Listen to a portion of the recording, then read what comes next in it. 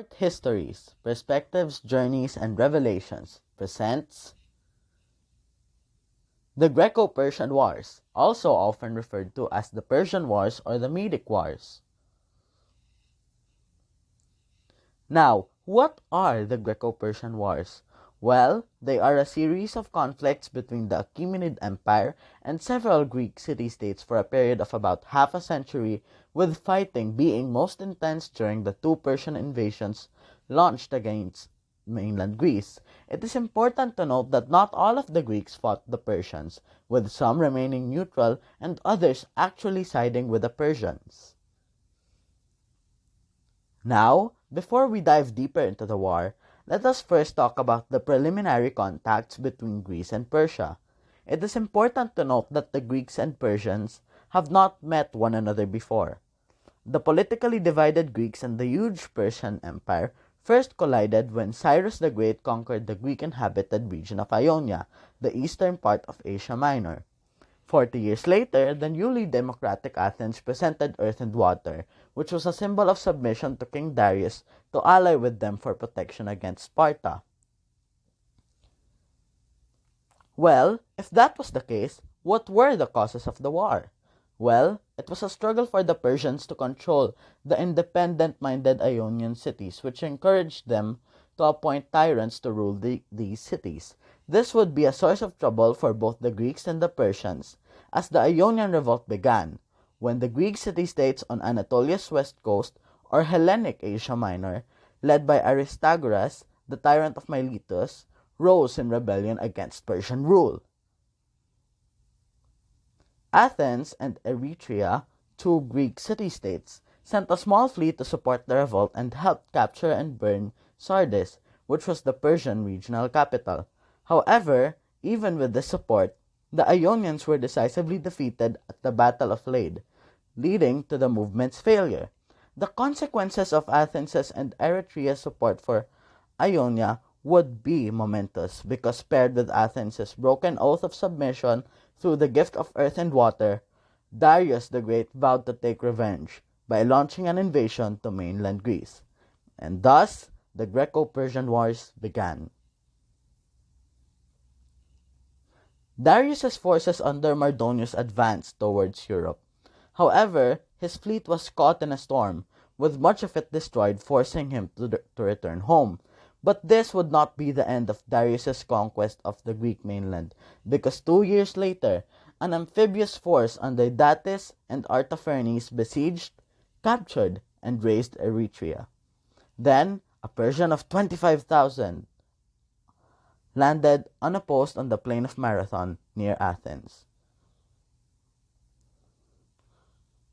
The Athenians then urged the Spartans to join forces against the invaders, but they were detained owing to a religious festival, meaning that only 10,000 Athenians with aid from 1,000 men from Plataea had to face the army of the largest empire of its day.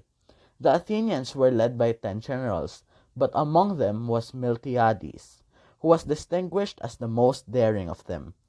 He seized the chance to attack the Persians at Marathon after the Persian cavalry was loaded in their ships to go onward to Athens.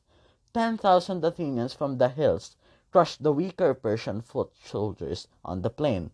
The Greeks won a decisive victory due to the daring move by Miltiades at the Battle of Marathon, losing only 192 men compared to the 6,400 Persian losses, according to the historian Herodotus.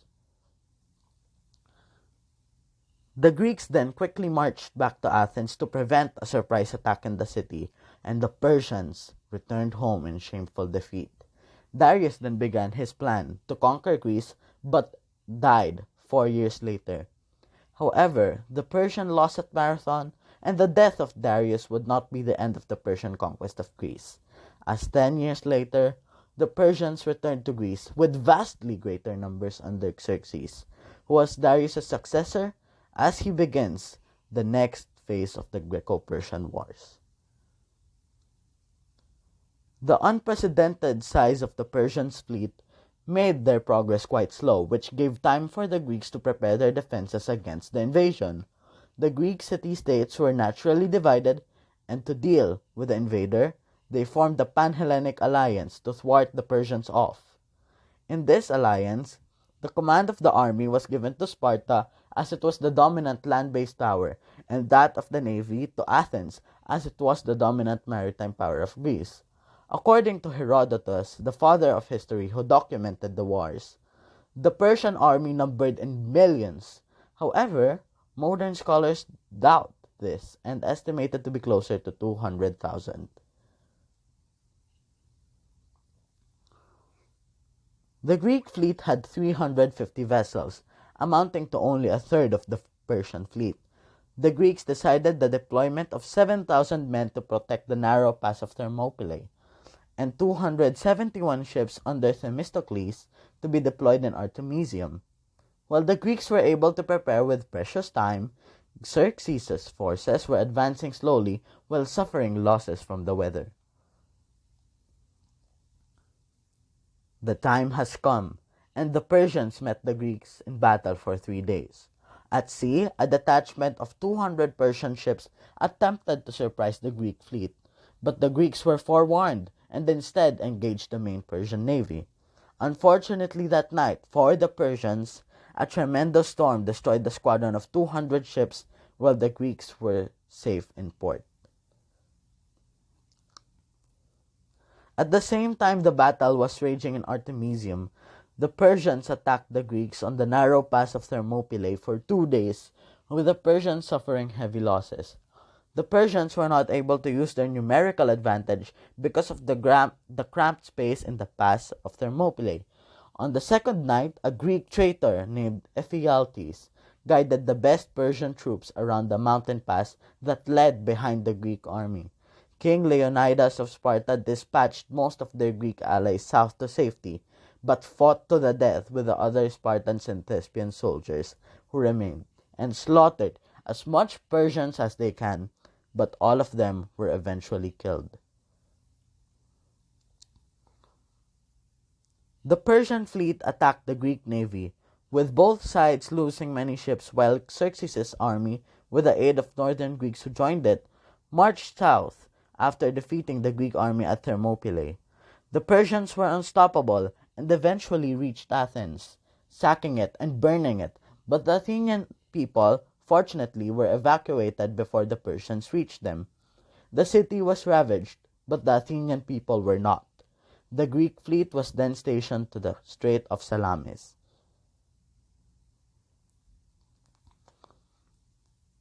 Themistocles then devised a clever stratagem by feigning their retreat and luring the Persian navy into the narrow strait. The Persians were outmaneuvered, and their navy was badly beaten in the ensuing naval battle, the Battle of Salamis, due to the cramped space. The Persian navy then retreated back to Asia Minor. Xerxes then returned to Persia, but left his army under the command of Mardonius to complete the conquest of Greece. However, for the Persians, this army would not complete the Greek conquest because the Persians were driven out of Greece after being defeated by the combined Spartan, Tegean, and Athenian forces at the Battle of Plataea, with Mardonius dead. With low morale after the defeat at Plataea, the Persian navy at Mycale actually declined to fight the Greek navy fleet, abandoning its ships and joining the land army instead, which was defeated by the Spartan force under Leotychides at the Battle of Mycale.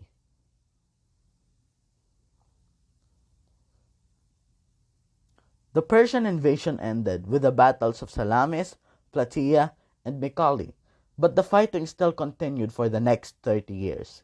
At this point, it was more of the Greeks on the offensive, with the Persians on the defense. The Persian garrisons were expelled by the allied Greeks in Sestos and Byzantium under the leadership of Spartan general Pausanias. After the capture of Byzantium, Pausanias alienated the allied Greeks with his arrogance and arbitrary actions. The Spartans then ended their affiliation with the war because they believed that its purpose was already accomplished, which was to liberate mainland Greece and the Greek cities of Asia Minor. Now with Sparta gone, the Ionians and others looked to Athens for leadership. Led by Athens, the newly formed Delian League successfully freed Ionian city-states on the Anatolian coast. The League also participated in the Egyptian revolt against Persia, but suffered defeat. The Peace of Callias was later signed, concluding the end of hostilities between Athens and its allies with the Persian Empire. Now, what was the impact of this war? Well, Thrace, Macedon, and the Ionian city-states regained their independence from the Persians, and a large contingent of the Persian fleet was destroyed. All of the Persian garrisons in Europe were expelled. Even with the Greek successes, the spoils of war caused greater inner conflict within the Greek world itself. There was a shift of military command from Sparta to Athens. The Delian League gradually transformed into the Athenian Empire, leading to stronger tensions between Sparta and Athens that would lead to the Peloponnesian War. But most importantly, the Greek victory in the war permitted a rich period of artistic and cultural endeavor called the Golden Age of Greece that will lay the cultural foundations of all Western civilization. Please don't forget to like, share, and subscribe for more content. Ring the notification bell to be notified for future videos. Remember, history is your ally. This is the Short Histories channel. Until then.